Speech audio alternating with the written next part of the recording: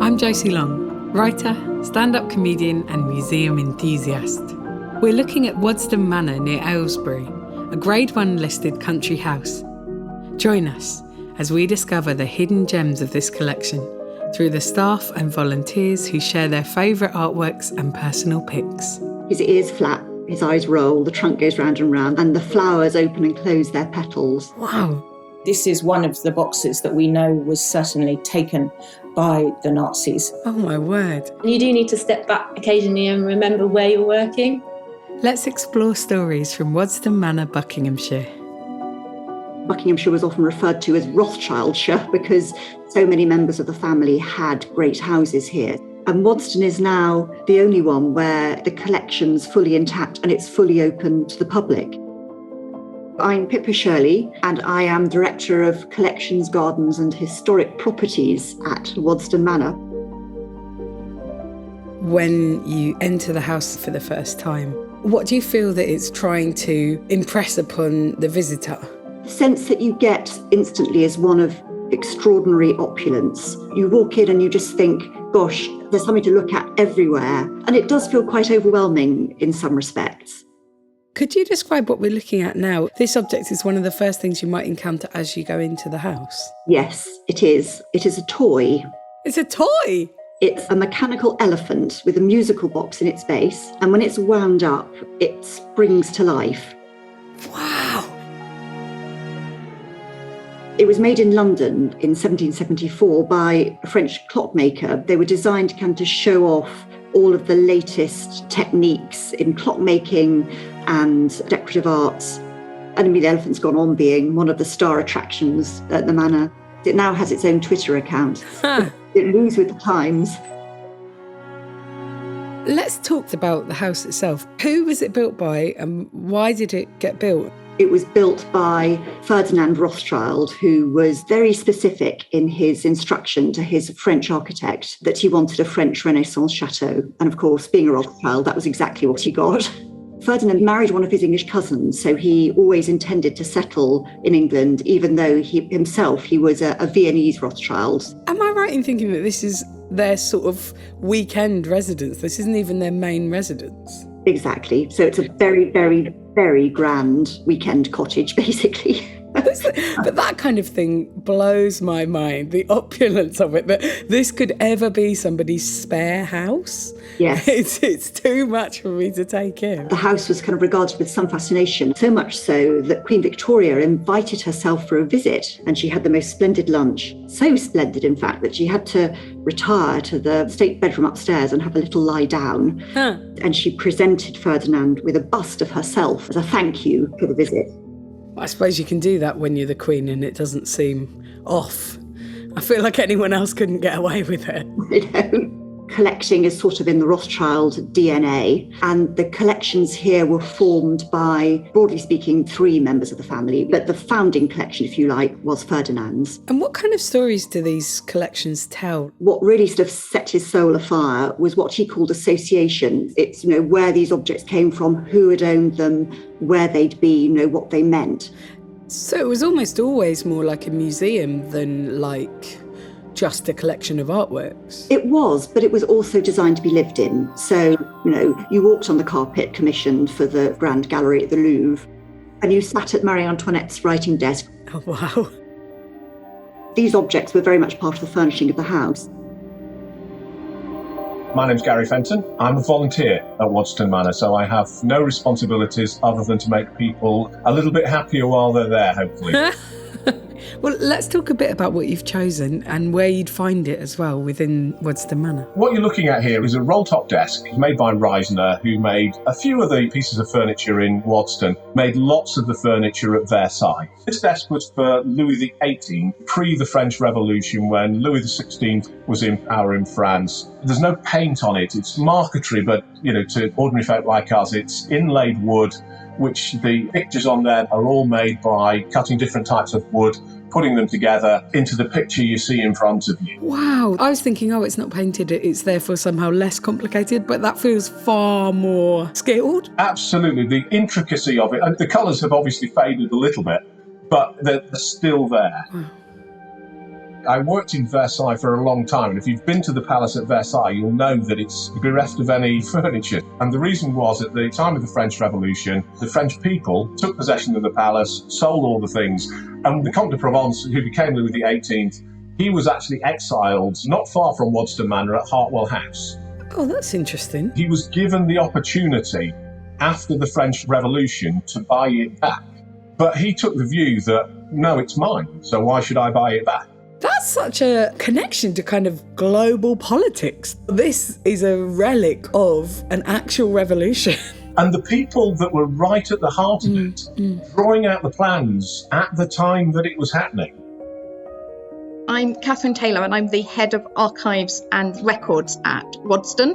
So we're looking at some letters written by Miss Alice Rothschild to her head gardener, who is a man called George Frederick Johnson. Alice was Ferdinand's younger sister, and when he died in 1898, he leaves Waddesdon to her. Alice would spend her winters in the south of France. Oh, lovely. I know, she had an estate and a villa there because the weather was better than Buckinghamshire. And who can blame her? I suppose she'd be very anxious to make sure that it was still being maintained. Yes. We have 118 letters written between 1905 and 1922. Wow, so it really is such a period of change and upheaval across Europe. The key thing in that to remember is that Alice was born and brought up in Austria. Wow, okay. And so for her, the First World War is a real shock. And she writes about being worried about her nephews who are in Vienna and not knowing what's happened to them and not hearing from them. Am I right in thinking that the gardens changed sort of at the time of the First World War, and that might have reflected what was going on? Absolutely. So before the First World War, there's a lot of very dense planting. They're growing flowers to cut for her to have on display in the house. The parterre used to have 120,000 flowers planted out on it twice a year. Oh, wow. And so, of course, once the war breaks out and men from the gardens department go to join the army and they go to fight, the way the gardens are run, what they're planting and things changes. They're growing tomatoes and beans and beets and strawberries and fruit and vegetables. So am I right in thinking this whole collection of 118 letters, we don't have any of his replies? No, after she died, her personal papers were probably destroyed. He could have been writing love letters. He could have been writing love letters. I think probably not. Yeah. The thing is, we don't know. My name is Hannah and I am a gardener, and we look after about 300 acres of formal gardens and parklands. That's so large. Yeah. We're planting bulbs at the moment. We're not just planting a couple of hundred, we're planting 60, 70,000. And it's going to take us 6 weeks to do that with a massive team of people. Yeah, it's epic. Yeah, and when you've done it, you can stand there and watch everybody else loving it. It's an amazing feeling. Can I ask you about the object that you've chosen? It looks almost otherworldly. Yeah. This is the Miss Alice vase by Kate Malone from her exhibition that she had here in 2016. Oh, wow, so it's really modern. Yeah. I could have really chosen anything from that exhibition because they're all amazing. Why does it feel special to you? Apart from being a really beautiful thing to look at, around the side of the pots, there's a crisscross of ivy pattern, and that is taken directly from the ivy tower outside of the manor, which we look after. So it feels like a connection to my bit of Waddesdon, really.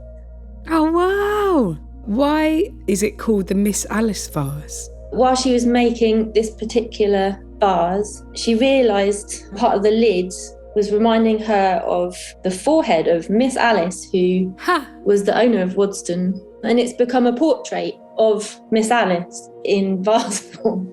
So she made a Ferdinand one to go alongside it, and I think that's why they've ended up in pride of place now. Wow, what an unusual way of capturing somebody. What's the Ferdinand vase like? It's much taller and slimmer. That's not very flattering. I believe that Kate found it a little bit more difficult to make the Ferdinand vase because we don't know quite as much about him. It's a beautiful vase.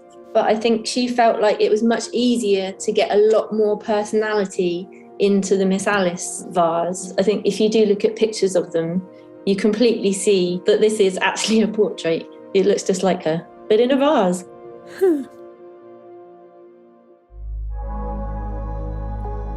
I'm Juliet Carey, and I'm the Senior Curator at Waddesdon Manor. What is it we're looking at right now? It's one of a group of particularly beautifully made storage boxes, which were made in the 19th century in Paris for Baron Edmond de Rothschild by a company called Chenou. This one is my favourite because I think it is so kind of sensual and playful. It's completely created for the form, the very precise form of the little marble nymph that it houses by the French sculptor Etienne Maurice Falconet. What's really extraordinary is the inside with this padded beige chamois leather. Some of them are very rich red. I don't feel it's entirely accidental, the choice. To me, it feels very sort of bodily and flesh-coloured.